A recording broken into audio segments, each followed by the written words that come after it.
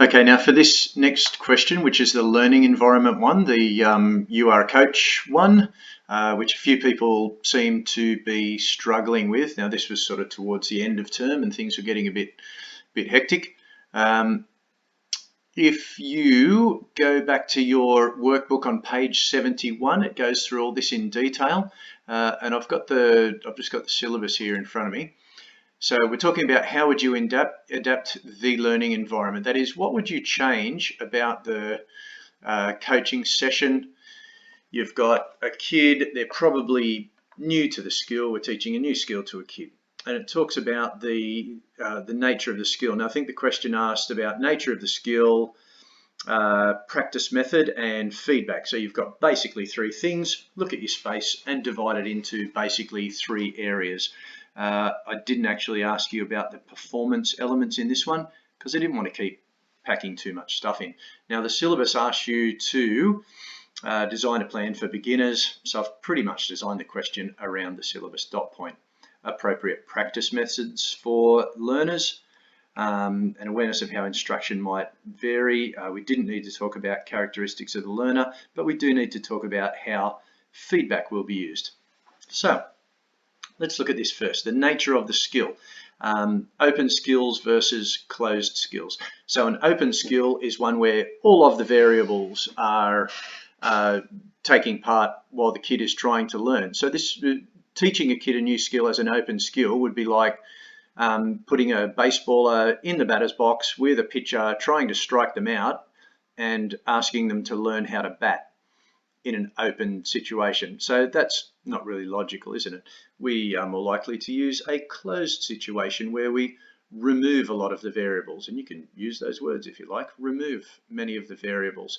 So for example, we might get the kid to hit a ball off a tee. So there's no time pressure, there's no pitcher trying to strike them out, they're not stressed, they can take their time. Remember, at that early stage of skill acquisition, they've got to think about it. It's the cognitive stage. There's little chance of them being hurt.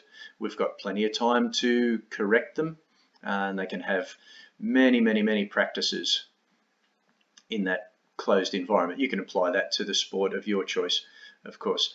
We might talk about whether we teach the skill as a discrete skill, which is like a stop-start, or a serial skill, where it has a set order of events that we have to do, or it might be a continuous skill like swimming or running or something like that, where you're doing the same thing over and over again. So have a think about how you would teach your kid a new skill.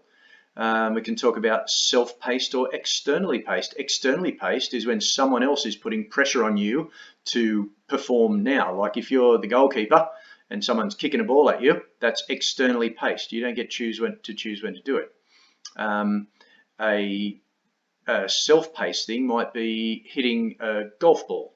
So you can tee up, you can take your time, you decide when it's going to happen. Now, you've got to think about adapting your sport or activity, the one you're going to talk about in the exam, probably because it's a new young learner, to make it self-paced. They need lots of time. They need to be able to do it slowly at the start. We don't teach them new skills externally paced where they've got pressure and they have to rush. They're not going to learn their technique properly. I think we jumped on to practice method then for the question. I'm sorry, I can't work out how to flick back and forwards between screens. So you would look back at your practice methods in your book and you decide whether you're going to do massed or distributed. Those two kind of go together. So massed practice is when you start the training session and you go and go and go and go and go without any breaks for, I don't know, half an hour or an hour.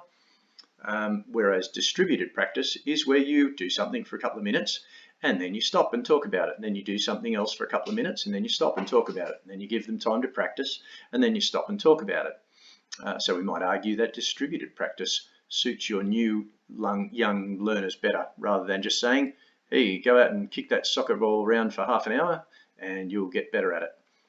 Okay. We can talk about whole practice and part practice. If you're going to teach a new skill, do you try to teach the whole thing together? Like, do you demonstrate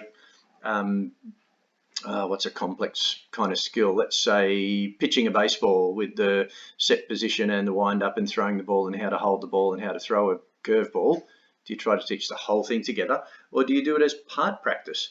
Do you teach it a little bit at a time and then put the first two bits together and then practice the last bit and then put the last bit on the end of the third bits? I would suggest that you're going to work with part practice with a new learner. So whatever you're going to teach them, you've got to break their skills up into pieces that they can then put back together. Okay. Even something like swimming, you might teach them to kick their feet properly by using a kickboard.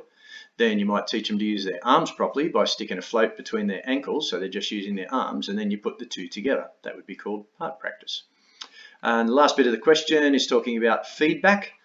And you know from our extensive talks that feedback can be internal or external. So you can give yourself feedback. Wow, I did a good job then. I am the man. Or it can be external feedback, like your coach saying, hey, good job, you are the man. And internal feedback can be like feelings of pride or beating a personal best or something like that. External feedback is going to be from your coach or your teammates or an article in the newspaper or you name up on the scoreboard. So you might talk about what is the best for your young athletes. Is your young new athlete able to give themselves internal feedback and go, man, I did a good job, or that hurt my foot, but I don't know why? Or are they going to need some external feedback? And I know it's not here, but with our young new learner, does it need to be positive feedback or negative feedback? Do they want their coach on the first day to be saying, hey, you did that wrong, go and do some laps? Or do they want the coach saying, hey, that was a really good effort, that's getting better? Concurrent and delayed feedback. Concurrent means at the same time and delayed means at the end. So you're going to give your little new player some concurrent feedback during the training session and during the skills and tell them that they're doing well, or are you going to wait right till the end, not let them know whether they're going well or not, and then when you sit down at the end of the training session, you give them some delayed feedback? You can probably work out that one from the tone of my voice. Knowledge of results and knowledge of performance. I know this was getting sort of towards the end of the topic there. So knowledge of results is when you get a score or a distance or a statistic.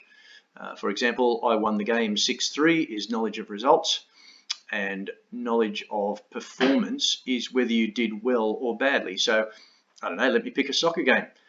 You've got knowledge of performance, you know you played a great game, you marked your player, you made lots of tackles, your passes were accurate, that's knowledge of performance, but your result may have been that you lost 6-1.